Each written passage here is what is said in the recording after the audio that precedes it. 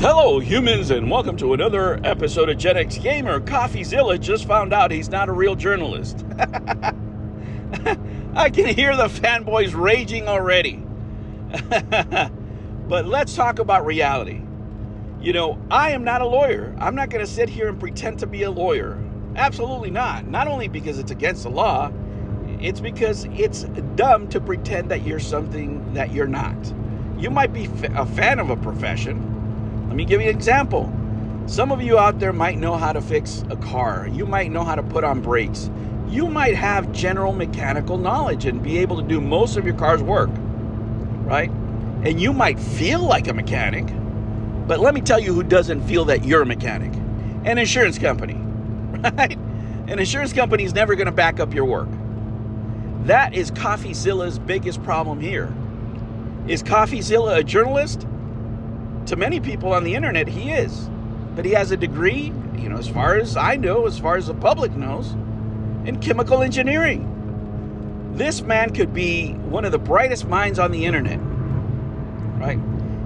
But it doesn't mean he's a journalist in the true sense of the word. And my opinion doesn't matter.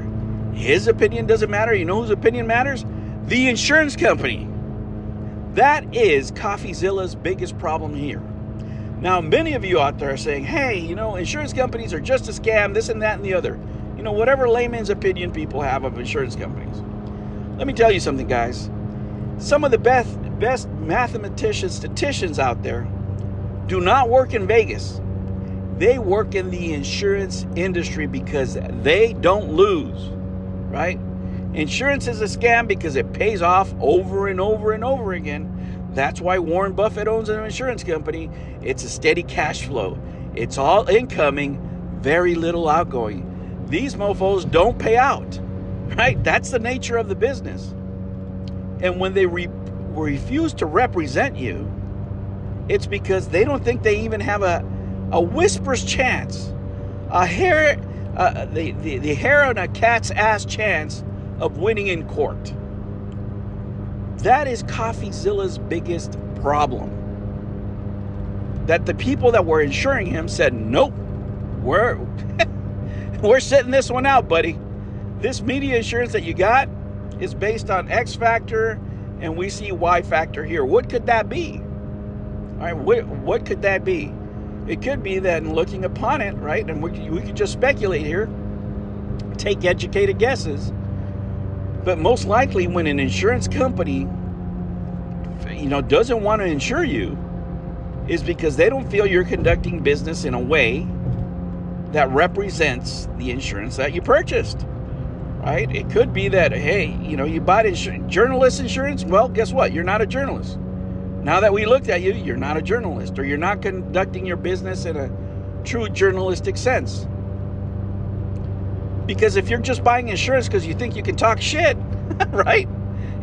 If you're just in here, you know, talking shit on the internet about people, and if you think you can buy insurance for that, no insurance company's going to insure you. Because that's what you do for a living, is talk shit, piss people off, and people are going to be suing you constantly. What do you think of the chances of an insurance company taking a chance on you are? Zero. Because every month they're going to have to be laying out money for an attorney to go to different court cases because you piss somebody off, you know, every single month. That is not a sustainable business model for any insurance company. That is the harsh reality that a lot of YouTubers are going to have to face. You can't call yourself just a journalist and start talking smack about people or whatever your opinions are, even if you're right. You could be 100% right. It doesn't mean that you're going to get insured. That's the problem. That's what reality is. Not what you guys romanticize on the internet of what the law should be. There's plenty of things that a lot of people consider unscrupulous, immoral, that are legal. And let me tell you, excuse me, my voice is going already. There's many great people, many good people that lose court cases every day, that were in the right, and for whatever reason they don't win, and usually the reason is money. Logan Paul has hired some really top attorneys, the kind of attorneys that make people not sleep well. And it's not that these people have an extra, layer of power. They just have a lot of money. They're just very connected. You can go into a courtroom, and it doesn't mean that, for example, that the lawyers are pressuring the judges in any sort of way. It could be as simple as, I don't know, you hire a top lawyer, and that top lawyer's dad owns the best country club in the area, right? And of course, if the judge rules against you, the guy's dad might be pissed off and not let you in the country club anymore. These people's kids go to the same schools. They go to the same restaurants. They don't have to collude. They're in the same echelons of society, right? And when they're that well connected, your chances of winning are zilch.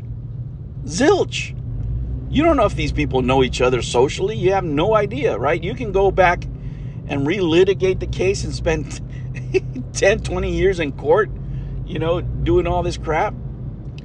But Coffeezilla's biggest problem is that the insurance company wouldn't take his case. That, to me, is the biggest red flag. And this is not to, just crap on Coffeezilla or what have you. This is more a warning, to a lot of YouTubers out there that want to get into this business. You want to be a journalist? Great. Amazing. Prepare to be a real journalist. Being a real journalist doesn't mean just, hey, I read these documents and I'm going to read them and tell you how big a piece of crap this guy is. That's not journalism. Those are opinion pieces, right? And here in America, anybody can sue you for anything, right? If they know that you have money, or if they really want to shut you up, that's what they do. And now Coffeezilla is over here e-begging for his case. Let me tell you something, guys. The smartest thing to do would be to settle. Eat your pride and settle, because any money that gets donated to this guy is going straight into the crapper. You're never going to see that money. The likeliness of him winning a case are very small, especially when his insurance company wouldn't even take the case. His insurance company didn't take the case because they don't think that he can win. And neither should you. That's the biggest lesson out of all this stuff. Don't put yourself in these kind of positions, guys. You can have opinions. You can ask public questions. Why do you think the news people aren't getting sued by Logan Paul? Because they present the information in a different way. This guy's been after Logan Paul for a long time, right? And I'm sure the cases they're making in the background are this, that, the other, however they present it, it doesn't matter, right? They just have to make it last long enough till Coffeezilla runs out of money. That's basically the strategy here. And why would you? Everybody knows Logan Paul's an a-hole, right? Everybody knows that. Do you really need to spend $1 million, $2 million, $3 million in court?